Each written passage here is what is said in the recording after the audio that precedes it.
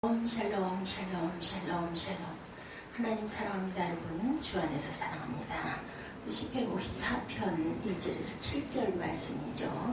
54편 1절에서 7절까지 있는 내용의 말씀입니다. 주의 이름이 선하심입니다. 다윗의 마스길 인도자를 따라 현악에 맞춘 노래 이렇게 나와 있습니다. 10사람이 사울에게 이르러 말하기를 다윗이 우리가 있는 곳에 숨지 아니하나이까 하던 때에 도망 다닐 때죠. 하나님이여 주의 이름으로 나를 구원하시고 주의 힘으로 나를 변호하소서. 1절에 이렇게 시작합니다. 하나님이여 내 기도를 들으시고 내 입의 말에 귀를 기울이소서. 낯선 자들이 일어나 나를 치고 포악한 자들이 나의 생명을 수색하며 하나님을 자기 앞에 두지 아니하였음이니라. 하나님께 구하는 거죠. 하나님은 나를 돕는 이시며 주께서는 내 생명을 붙들어 주시는 이심이다.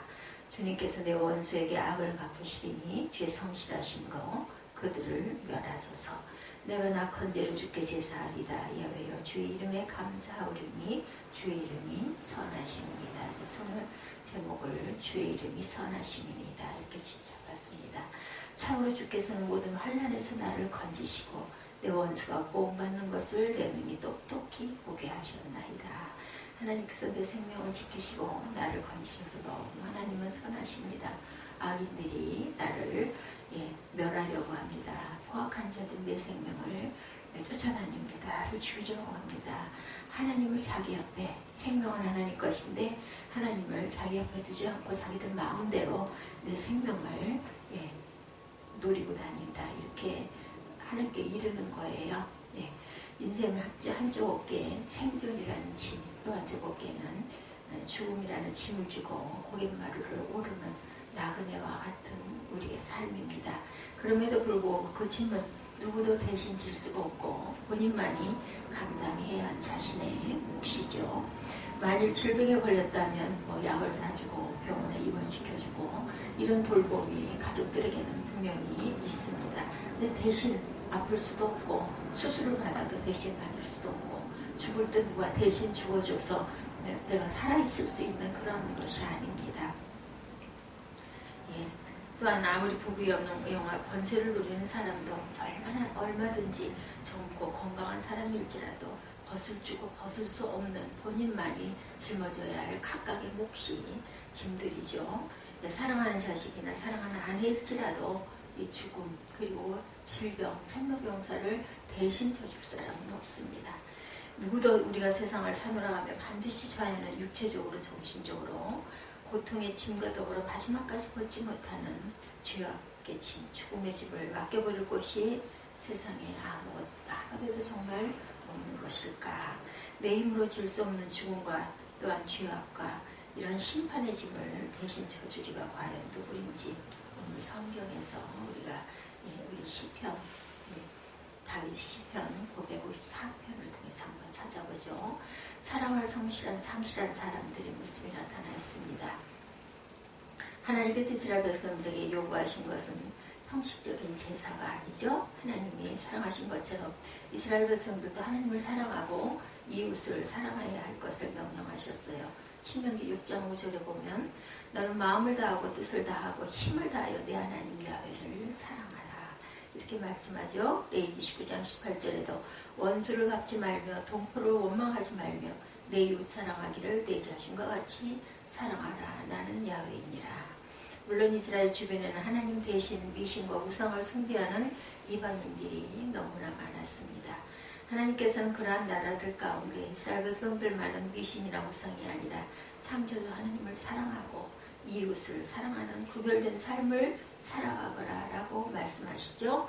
오늘 시편 기자 다윗은 사울왕 사위였어요. 그죠? 사위는 사랑하는 딸의 남편이고 그 남편이 죽게 되면 제일 고통스러워해야 할 사람은 딸입니다. 그럼에도 불구하고 사울왕은 백성들의 자기보다 사위에 대한 인기가 높은 것 때문에 시기심에 눈이 멀고 노예가 되어서 자그마치 3,000명의 군사를 풀어서 이잡듯이 다윗을 잡아 죽이려고 혈안이 되어 있습니다. 사울왕이 무엇 때문에 자기 사위인 다윗을 그렇게 미워하고 죽이려고 하는 이유는 과연 어디에 있는가? 한마디로 사랑이었기 때문이죠. 주기라고 하는 것은 사랑은 좋은 것을 선물하시기 전에 아무것도 주지 않을지라도 미워하거나 시기하지 않는 것이 사랑입니다. 고린도전서 13장 4절에 사랑은 오래 참고 사랑은 온유하며 시기하지 아니하며 자랑하지 아니하며 교만하지 아니하며 5절에 보면 무례 행하지 아니하며 자기 유익을 구하지 아니하며 성내지 아니하며 악한 것을 생각지 않는 것이다. 이렇게 말씀합니다. 사울은 원하는 모든 것을 다 얻을 수 있는 왕이었지만 사랑을 상실했기 때문에 백성들에게 평안을 주는 대신 고통을 주는 어리석은 왕으로 전락하고 맙니다. 아마도 세상에서 사람들이 최고의 소망은 어떻게 보면 왕이 되는 것일 수도 있어요. 어렸을 때 너 자라서 뭐가 될래? 아이들 서슴지 않고 요즘엔 아이들 어떤가 모르겠어요. 제가 자랄 때는 대통령, 장관, 국회의원 이런 얘기들을 많이 해요. 예전에는 구약 그 시대 그때는 왕 이렇게 얘기했겠죠. 아무리 왕이고 아무리 출세하고 성공하였다는 소리를 듣는다 할지라도 감추어야 할 사랑을 상실하면 갖추어야 할 사랑을 상실하면 그 사람은 더욱 추악해지죠. 그 같은 사울왕은 자기 아들 요나단이 다윗을 옹호한다고 단창을 던져서 죽이려고 할 정도로 시기심과 이성을 잃어버린 그런 모습의 사람 성품이 아주 완악한 그런 사람입니다. 아들도 죽이려고 했으니까요. 사울왕은 마땅히 있어야 할 사랑을 상실한 사람은 어떻게 되는지를 보여주는 대표적인 인물이었다라고 해도 과언이 아니죠. 그러한 사울왕의 주변에는 그 잘못을 지적해주거나 충고해주는 충신이 한 사람도 없었다는 것, 이것 또한 굉장히 불행한 일이죠.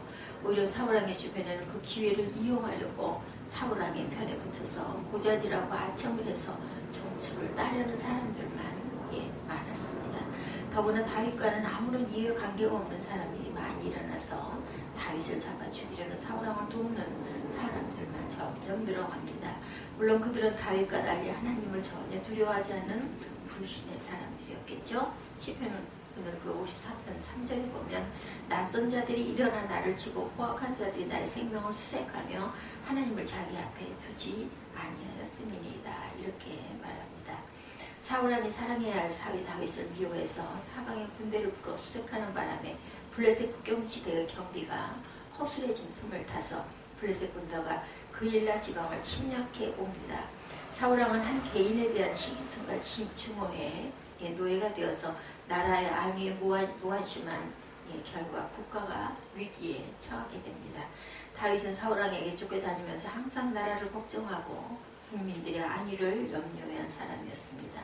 다윗은 사울왕이 자기 때문에 국가의 안위가 위태롭게 되었다는 책임감과 나라 사랑에 대한 열심 때문에 이것을 놓고 야훼 하나님께 결제를 얻어서 신속하게 그일라 땅으로 달려가 블레셋의 침략을 물리치기도 하죠. 물론 그것은 다윗에게 위험한 일이기 때문에 만류를 많이 했어요. 사울왕에게 자기의 위치를 드러내는 일이니까 목숨을 거는 일이었겠죠. 그럼에도 불구하고 강행한 것은 그만큼 나라와 국민을 자기 목숨보다 더 사랑했기 때문이죠. 사무엘상 23장 3절에 다윗의 사람들이 그에게 이르러 보소서 우리가 유다에 있기도 두렵거늘 하물며 그일라에 가서 블레셋 사람들의 군사를 치는 일이리까 한지라. 여기 있는 것도 아주 위험스러운데 그일라 지방까지 가서 블레셋 사람들의 군대를 쳤다가는 당신이 목숨이 위태롭습니다. 이렇게 간청들을 합니다. 사울왕에게 자기의 위치를 드러내는 일이니까 결국은 죽을 수도 있다라는 거죠. 더구나 그일라 사람들은 다윗이 자기들을 블레셋 군대에게서 건져낸 생명의 은인이었어요. 그래도 다윗은 그것을 떠나야만 하였습니다. 다윗을 쫓던 사울왕은 이 사실을 알고 그일라를 가다 돌이켜 다윗이 숨어있다는 십광야으로 방향을 돌려 매일 다윗을 찾았으나 잡지를 못했는데 그 이유는 하나님이 다윗을 사울왕의 손에 넘기지 않았기 때문이죠. 사무엘상 23장 14절에 보면 다윗이 광야의 요새도 있었고 십광야 산골에도 머물렀으므로 사울이 매일 찾되 하나님이 그를 그의 손에 넘기지 아니하시리라. 이렇게 증거되어 있습니다. 그처럼 다윗이 끝까지 사울을 피한 것은 힘이 없어서가 아니고 그가 사랑하시는 하나님이 기뻐하시지 않는 일이었기 때문에 비록 고통스럽게 사울을 피하여 다닐지언정 공격을 하지 않은 거죠. 예나 지금이나 하나님의 뜻대로 살고자 하는 자가 전혀 하나님의 뜻을 생각하지 않고 오로지 자기가 옳은 대로 행동하는 불신앙의 사람의 눈에는 다윗이 마치 바보처럼 보였을 것입니다. 예, 시편 기자의 믿음 어땠었는지 우리 한번 봅니다. 십광야 사람들은 사울왕이 잘못하고 있다는 사실을 뻔히 알면서도 다윗이 자기들과 함께 십광야 남쪽 하길라산 숲을 요새에 숨어 있다고 사울에게 고발을 합니다. 그 소식을 들은 사울은 군대를 풀어서 다윗이 숨어 있는 곳으로 점점 압박해 가서 마침내 광야 남쪽 마온 황무지에 다윗이 숨어 있는 산을 마주보고 다윗을 에워쌉니다. 이제 한 걸음만 더 가까이 나아가면 다윗은 능히 잡을 수 있는 위기 상황에 이르렀어요. 사무엘상 23장 26절에 보면 사울이 산 이쪽으로 가며 다윗과 그의 사람들은 산 저쪽으로 가며 다윗이 사울을 두려워하여 급히 피하려 하였으나 이는 사울과 그의 사람들이 다윗과 그의 사람들을 에워싸고 잡으려 함이었더라. 이제 다윗은 도관에는 쥐였어요. 그러나 누구도 다윗을 도울 수가 없었습니다. 오늘 성경은 그때 다윗이 하나님께 기도한 내용입니다. 1절이죠. 네. 다윗의 마스길 인도자를 따라 현황에 맞춘 노래 10사람이 사울에게 이르러 말하기를 다윗이 우리가 있는 곳에 숨지 아니하였나이까 하던대. 이렇게 시작이 되죠. 하나님이여 주의 이름으로 나를 구원하시고 내 주의 힘으로 나를 변호하소서. 과연 그와 같은 위기 상황에서 이와 같은 기도를 했을 때 얼마나 도움이 됐을까. 대부분의 사람들은 뭐 기도한다고 되겠어 이런 얘기들 많이 하죠. 하나님이 도우시려고 했다면 벌써 도우셨을 것인데 사태가 어떻게 이 지경까지 갔을까. 아무리 기도해도 속이 있겠느냐 이렇게 낙심하며 자포자기 할 수밖에 없는 상황에 부딪힙니다. 그러나 다윗은 그와 같이 절망적인 상황에도 마치 물에 빠진 사람이 구명대를 꽉 붙잡은 것처럼 하나님께 이미 자기를 돕고 계심을 믿고 구합니다. 4절이죠. 하나님은 나를 돕는 이시며 주께서는 내 생명을 붙들어 주시는 이시니이다. 여기서 돕는 이라는 말은 원조하다, 지원하다라는 뜻이고 생명을 붙드신다라는 게 원어의 사마크라는 그런 뜻은 집행하다, 지지하다, 지원하다 이런 분사형으로 지금 돕고 계신다라는 의미를 가지고 있습니다.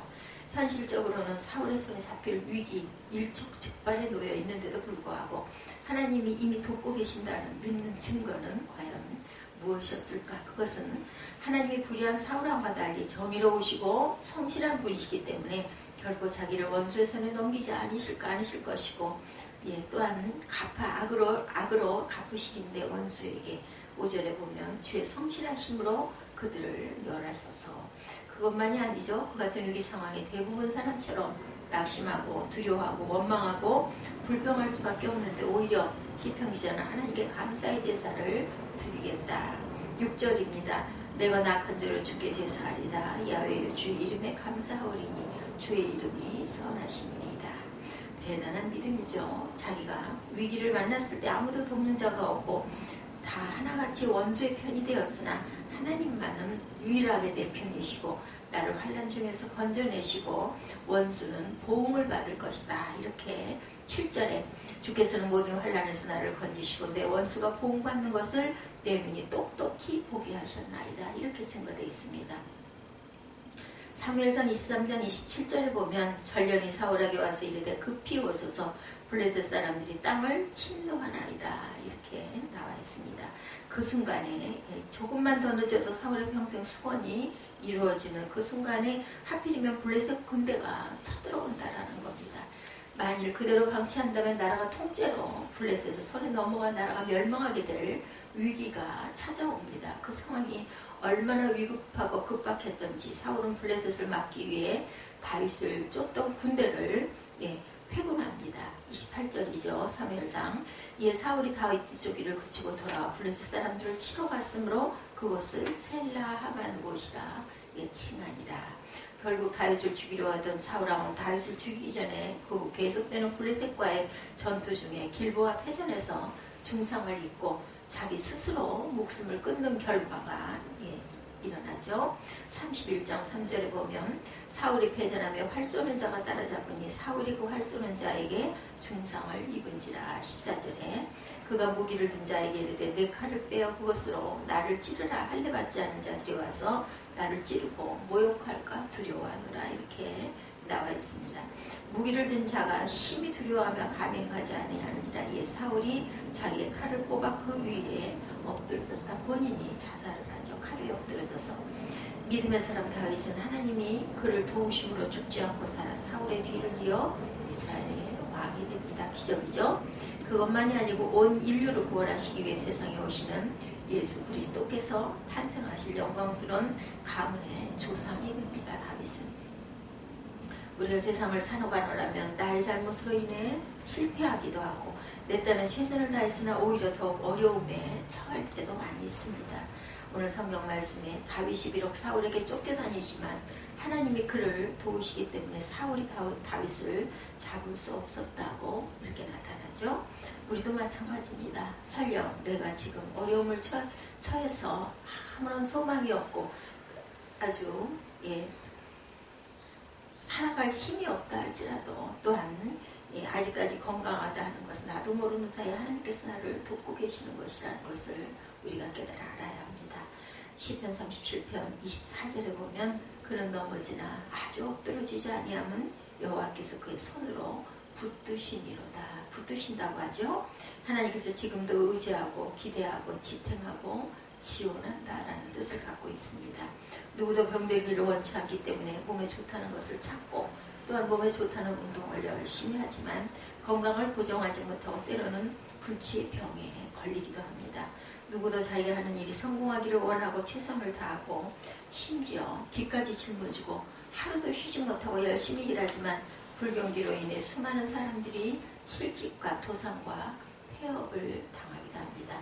행복한 삶을 사는 사람이라 할지라도 거기까지 이르는 동안 많은 고난과 수고를 겪었을 것이고 그 행복을 누리는 기간은 몇 년 되지 못하고 살만 하면 병들고 살만 하면 늙어지는 것이 우리 유만한 인생입니다.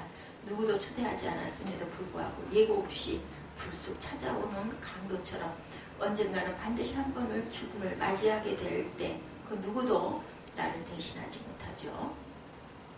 그 무엇도 가지고 가지 못합니다. 오직 빈 몸으로 홀로 그 길을 가야 합니다.